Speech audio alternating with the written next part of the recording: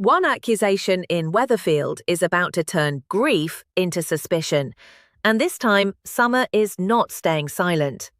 As Coronation Street heads into Wednesday night's episode, the pressure around Theo's murder investigation starts closing in from every side, and at the center of it all is Summer, furious, hurt, and clearly pushed past the point of quietly accepting what people are saying about her.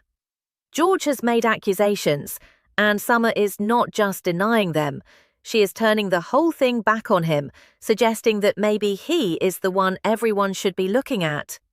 That is where the tension really begins. Because this is not just a row between two people on the street. This is a murder investigation where every word matters, every look can be twisted, and every secret could suddenly become dangerous. Summer confronting George in anger shows just how badly this has shaken her. She is not speaking like someone who feels safe. She is speaking like someone who feels cornered. And when someone feels cornered in Weatherfield, things can spiral very quickly. Summer's fury comes from more than just being named or suspected. It comes from the feeling that people have already started making their minds up.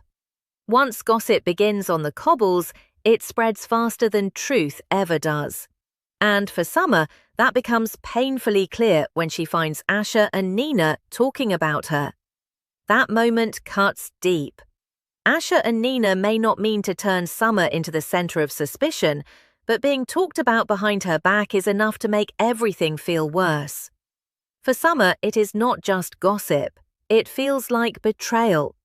It feels like the people around her are watching, whispering, weighing up whether she could really have something to do with Theo's death.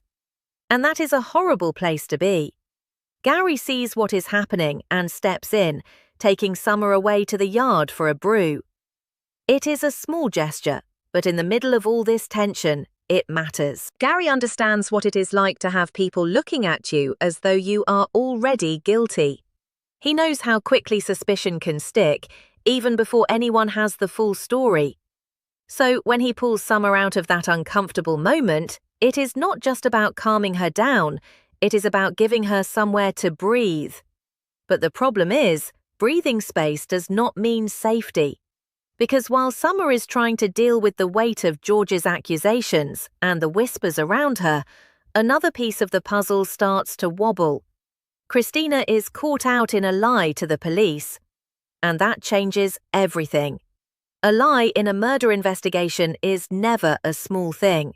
Even if someone thinks they are protecting themselves, even if they panic, even if they believe they have a reason, the moment the police realize the truth is not matching up, suspicion shifts.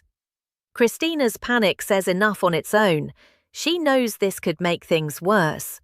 She knows the investigation is already fragile, and she knows that if the wrong thing comes out in the wrong way, someone could end up in serious trouble. So Christina turns to George, and what she advises him to do could be the moment that pushes the whole Theo case in a completely new direction. She tells George to speak to Lisa about what he saw.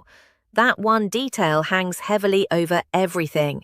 What exactly did George see? Why has it not already been fully dealt with? And why does Christina's lie make her so desperate for him to go to Lisa now?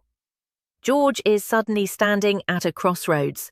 On one side, there is silence, fear, and the chance that keeping something back could protect him or someone else for a little while longer.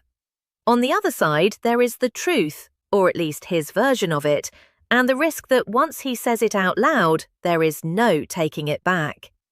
And that is where George's position becomes so dangerous, because Summer has already confronted him. She has already suggested he could be responsible for Theo's murder. If George now goes to Lisa with what he saw, will it help clear things up? Or will it make him look even more involved? That is the nightmare of this kind of secret. Sometimes speaking up can save you. Sometimes it can ruin you. And in Weatherfield, timing is everything. The most gripping part of this storyline is that everyone seems to be reacting from a place of fear. Summer is angry because she feels accused. George is under pressure because he may know something important. Christina panics because her lie has been exposed. Lisa is still searching for answers. And somewhere underneath all of it is the same painful question. Who really killed Theo? Nobody has a clean emotional position here. That is what makes it feel so tense. This is not just about police questions and evidence. It is about panic, loyalty, guilt, and people trying to survive the consequences of what they did or did not say. Meanwhile, away from the murder investigation, Daniel has his own troubling situation to deal with. He confides in Jodie that Truthteller, the internet troll targeting him, is clearly someone who knows him well. That alone is unsettling. An anonymous troll is bad enough, but when Daniel starts to believe the person behind it is not a stranger, it becomes more personal. It means someone close enough to know details, habits, weaknesses, or old wounds might be using that knowledge against him. That kind of attack is not random, it is calculated, and for Daniel that must feel deeply uncomfortable. Jodie listens, and then she spots David by the bar. She suggests he could be the one behind it. Now, that suggestion immediately throws a new bit of suspicion into the air. David is not exactly someone who has avoided conflict in Weatherfield. He has a sharp tongue, a history of stirring when he wants to, and he is not always the easiest person to trust. So, on the surface, Jodie's suggestion might seem possible. But the bigger question is whether Jodie genuinely thinks David could be Truthteller, or whether she is playing her own game. Because with Jodie, there is always that little uncertainty. Is she helping Daniel see something he has missed, or is she nudging him towards the wrong person for reasons of her own? That is what makes the Truthteller situation so awkward. Daniel is already unsettled, already looking over his shoulder, already wondering who close to him could be hiding behind a screen. And once Jodie puts David's name into the conversation, it may be difficult for Daniel to ignore. Even if David is innocent, the seed has been planted.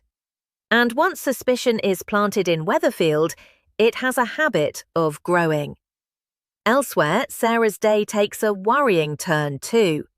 Michael covers for her after she makes an error on an order, which at first might seem like a simple workplace mistake, but Sarah's reaction shows there is more going on underneath.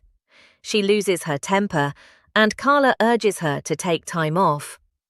Carla does not say that lightly. She knows pressure. She knows what it looks like when someone is trying to keep working while everything inside them is fraying. And when Sarah snaps, it suggests this is not just about one order going wrong. It is about stress building up until even a small mistake feels impossible to cope with. Later, Carla finds Sarah drunk in the Rovers. That image says a lot without needing anyone to explain it.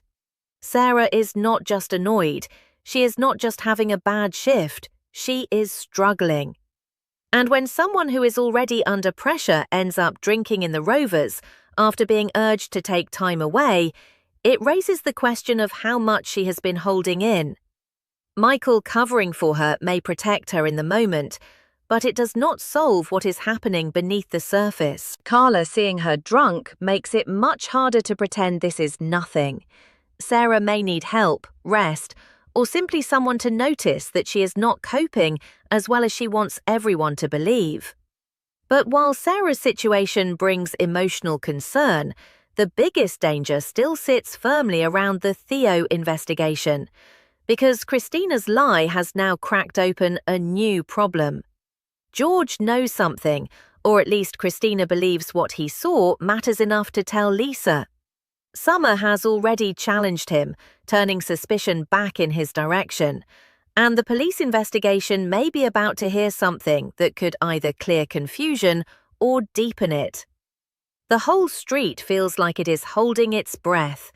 If George speaks, Summer could be affected, Christina could be affected, Gary's involvement in supporting Summer could take on a new meaning, and Lisa's search for Theo's killer could suddenly move from being stuck to being dangerously close to someone on the cobbles. But what if George stays silent? What if fear wins?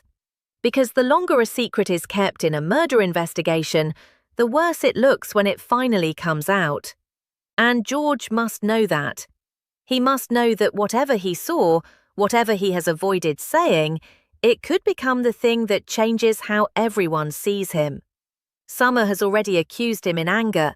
Christina has already panicked. Lisa is waiting for answers. And now George has to decide whether to walk towards the truth or keep standing in the shadows with suspicion growing around him. So the question is, when the pressure finally becomes too much, will George tell Lisa what he saw? Or will his silence make him look guiltier than ever?